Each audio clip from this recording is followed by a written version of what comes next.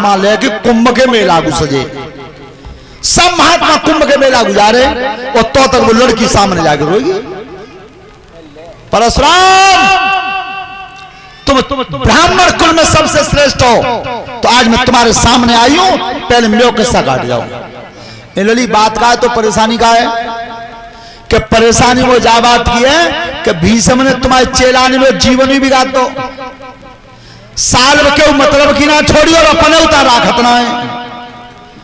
सो परशुराम ने एकदम गर्व थे कही, घमंड थे कि तू चिंता मत करे बेटा, वो तो चेला है मेरा भीष्म, और जब मैं कहूंगा ता मानेगा, चले आ जा मेरे साथ। सो परशुराम ने महात्मंत्री कही गए, महात्माओं तुमने कदे यही रही हो, मैं जब लड़की को मामलों ने बताया हूं पहले, तब चलेंगे बाद में। सो जो परशुराम आए और भीष्म की नजर पड़ गई, तो पहली तो खुशी वही कि आज गुरुजी आ रहे हैं, मेरे पास तक मेरे गुरुदेवता आ रहे हैं। पर जो भी बराबर में लड़की दिखी सोई पसीना आगो का बन हुआ बन गो। और जैसे वो अम्मा खड़ी हुई और परशुराम आए, पर ध्यान रखना जब जब क्रोध आता है तो क्रोध सबसे पहले अकल को खाता है। कभी भी देख लेना तो जब जब गुस्सा आवे तो अकल ही खावे और हमेशा काम अपन ही बिगाड़े। गुस्सा जब आते घर में तो यज्ञपति महाराज देखो तुम सबसे पहले तो नुकसान अपन हो तो बाद में का वो हो तो है? गुस्सा देखी कैसी होती है। अब ये तो बालक नेट पे डाल देते हैं, नेट पे दुनिया देखते फिर लड़ाई होते। एक दिन जी हमारे ढोलक बजा रहे हैं जितेंद्र ने पे घर में गुस्सा आएगी, बाल लड़की से लड़ पड़े जो इन्हें कहता भी आई है, दोनों में लड़ाई भा करो, डबल बेड को गद्दा उफार, रजाई उफार, सोफा सेट तोड़, जा पे मट्टी को तेल डाल, जा पे डाल के आंच लगा रहा हूं। अरे भैया किन को नुकसान हो। आध घंटा बाद गुस्सा उतर गई।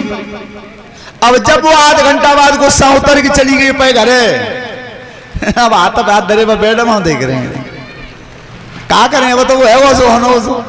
तो गुस्सा जब भी नुकसान करती है तब अपना करती है सबसे पहले।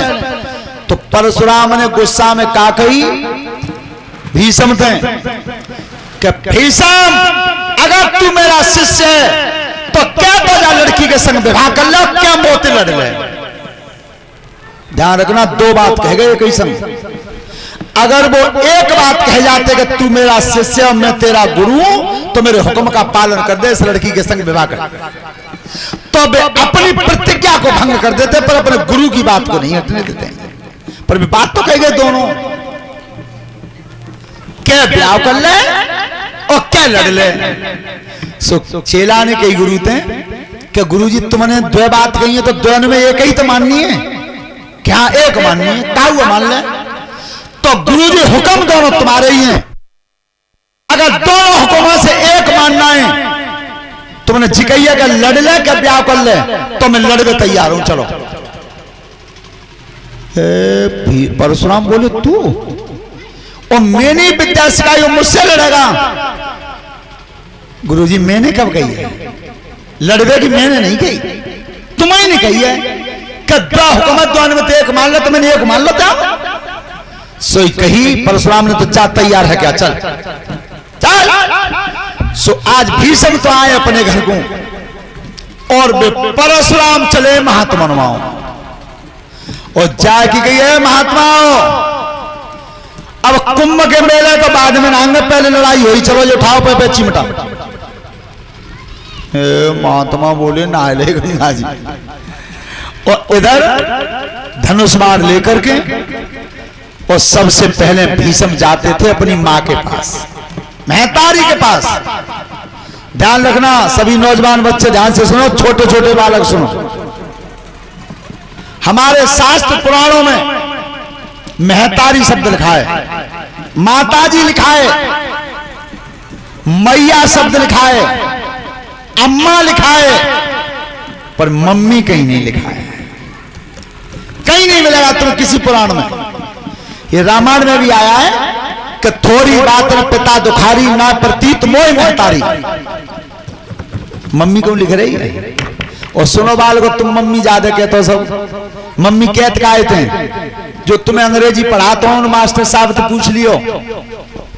मुर्दा घर में जो लाश रखी होता तात कहते हैं मम्मी, वो बाप थे। अब तक तो डैडी कहते, अब कहते हैं डैड, और डैड माने बस। लेकिन संस्कृति भारत की इतनी ऊंची है, इतनी कहीं देश में नहीं है किसी में। तो आज वो गंगा पुत्र भीषम जब हथियार लेकर के महतारी के सामने पहुंचे गंगा जी के, और तब गंगा जल में से निकल के आई है सामने, और तब बोलिए अपने बेटा से, अब रथ जोरी चले ओ सोता की ताकू, अब रथ जोरी चले ओ सोता की ताकू, अब रथ जोरी।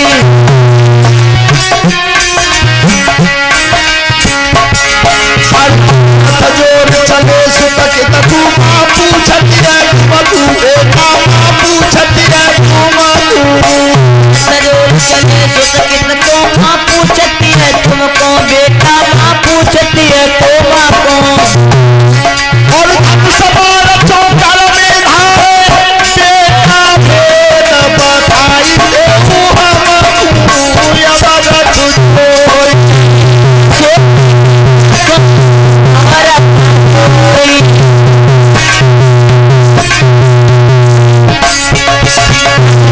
जोर के भीषम बोले मां समझाऊं तुम तू देखो, मां समझाऊं तुम जोर की भीषम बोले मां समझाऊं तुमको देखो, मां समझाऊं तुम। और परशुराम है गुरु हमारे, चढ़े जादू हम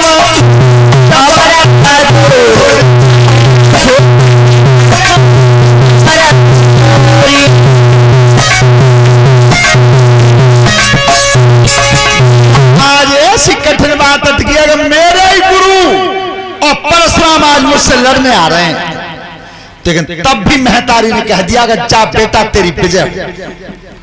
ध्यान रखना, जीवन में महतारी से बड़ा आशीर्वाद आज तक कहीं मिला नहीं, और न किसी देवी देवता में इतना बल है जो महतारी के आशीर्वाद को हटा दे। मैया ने आशीर्वाद दे दिया जा जीत। जब लड़वे आए तो उधर से तो परशुराम थे और इधर से गंगा पुत्र भीषम थे, और वो लड़की देख रही है लड़ाई दोनों की। सवेरे तो सांझ है गई,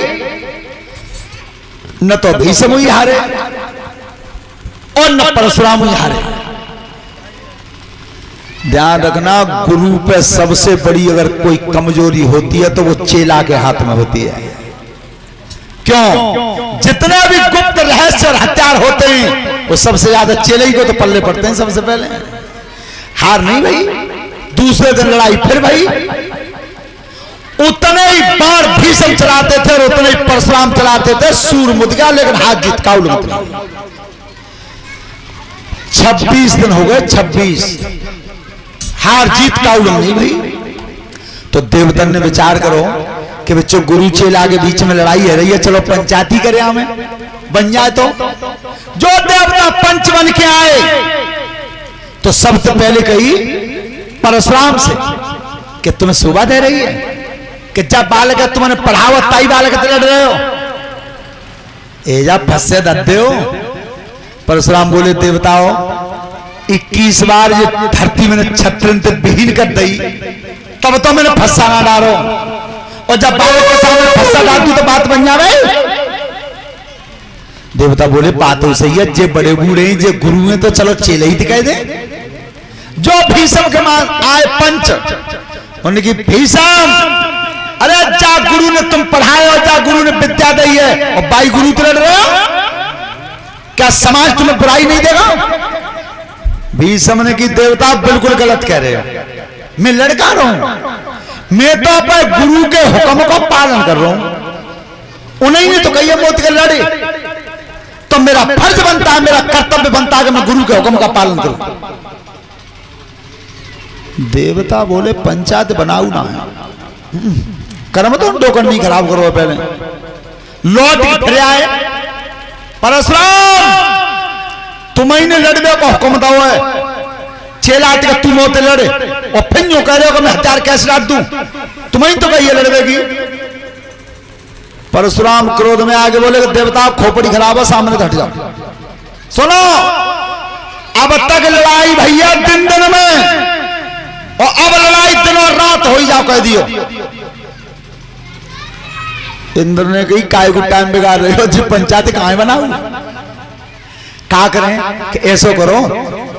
अब की बार ये परशुराम भाई बात है वो भीषम तो और कहीं चलें सोई चल रहे, लौट के आगे फिर चलो। भीषम बोलो देवताओं, क्या गुरुजी बहुत नाराज है, उनने जी कह दिया अब तक लड़ाई दिन दिन में भैया, अब 24 घंटा हो ही रात और दिन। भीषम ने कही बस, तो सुनो, गंगा जी के उधर से अगर जन्म लिया है और परशुराम जैसे गुरु का चेला हूं, तो उनने तो कह दिया 24 घंटा ही में 6 महीना की कह रहा हूं, दिन और रात लड़ता रहूंगा। जाओ। देवता बोले वो फैसला, ए भैया जो पंचायत बनाओ ना, चलो चल रहे हैं। अगिन देवता ने की ऐसा करो इंद्र, अब चल तो रहे ही भैया, पंचायत बनाई तो ना है, पर जब भीषम भाई बात है अब एक बेर और कहीं चलता, परशुराम तो सही चल। जो देवता जा लगाए कहीं परशुराम तो बोलो तुमने दिन और रात की कही कि 24 घंटा लड़ाई ना बंद होई, क्या कही तो ते चेला ने कह दिया 6 महीना ही। परशुराम बोले कहीं काय किया 6 महीना ही कह दिए। अरे मनु चारो योग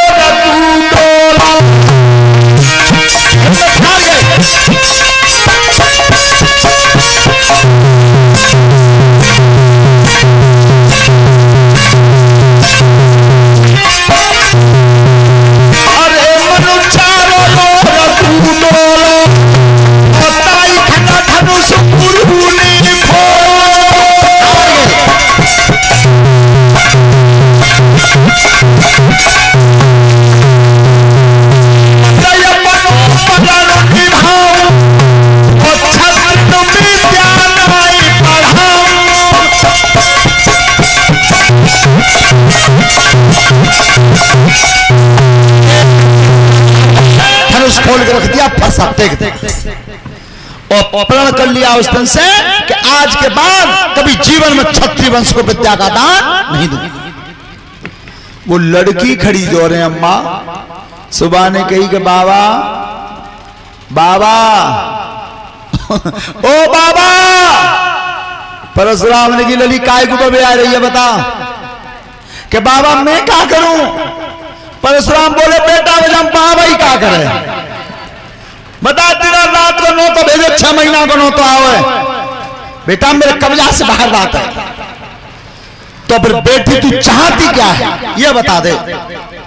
उस लड़की ने कहा मां ने कि मैं विवाह तो नहीं चाहती, लेकिन इस भीषम को मरता हुआ अपनी आंखों से देखना चाहता। जी जब जब मरे तो मेरे सामने मरे, जब भी मौत आवे।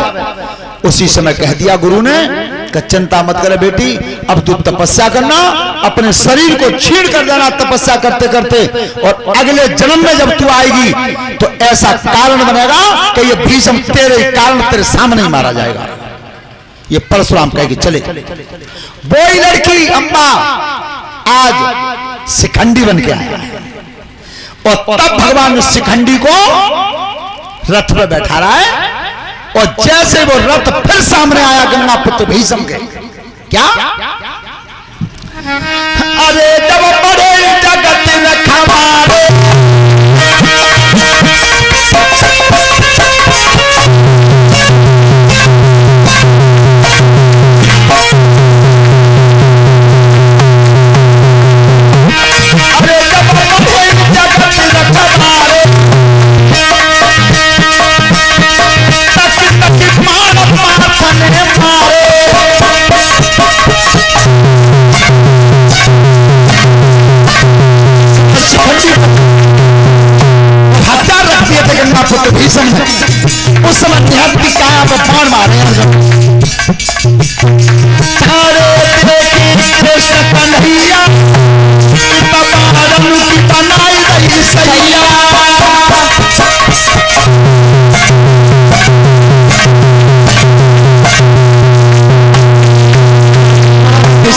कर भीष्म को लिटा दिया।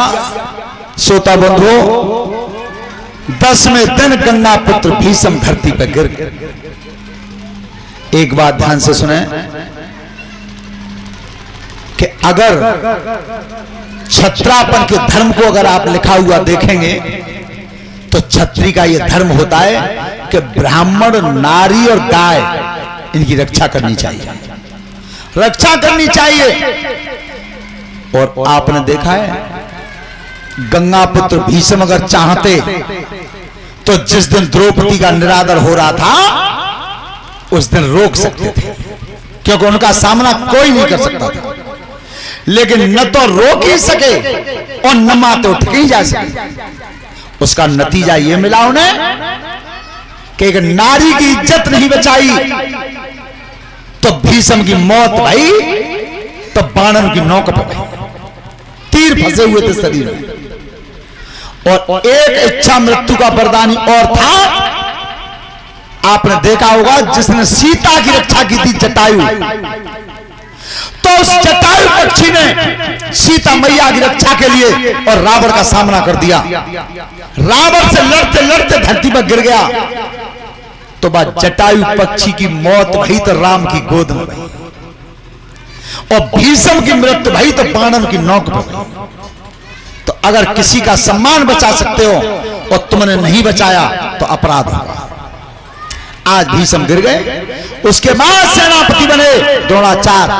तो द्रोणाचार्य का वध जो किया था वो धृष्टद्युम्न ने किया था, धृष्टद्युम्न ने। उसके बाद द्रोणाचार्य के बाद सेनापति बने सूर्यपुत्र कर्ण।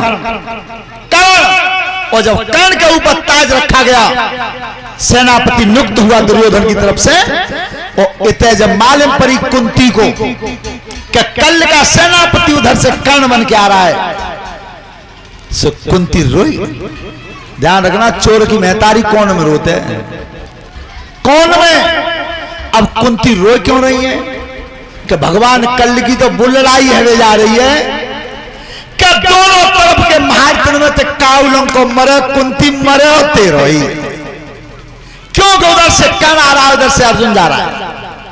तो रात में कुंती आज अकेले में चलिए, जब सब सो गए थे तब रात में। तो ध्यान रखना, कर्ण विश्राम कर रहे थे और रानी पद्मा पहरा लगा रही थी कर्ण का। तो कर्ण जिस समय अपने डेरा में था और रात में महतारी आ रही है अकेले। कैसे? अरे दवल कर चली महतारी